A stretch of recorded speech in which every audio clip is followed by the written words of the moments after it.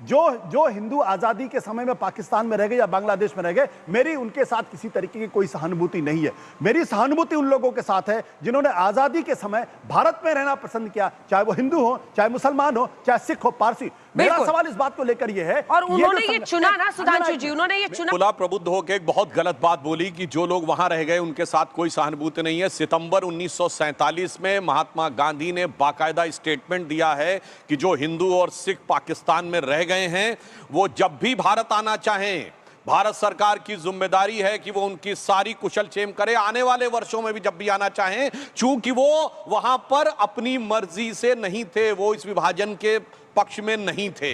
ये दिया गया। कांग्रेस कार्य समिति ने भी ये बात कही। और अगर उसके बाद भी कहें तो मुझे अटल जी की कविता की वह पंक्ति याद आती जो उन्होंने कहा था, जिनकी लाशों पर पग धरकर आजादी भारत में आई, वो अब तक हैं खाना बदोश, गम की काली आंधी छाई।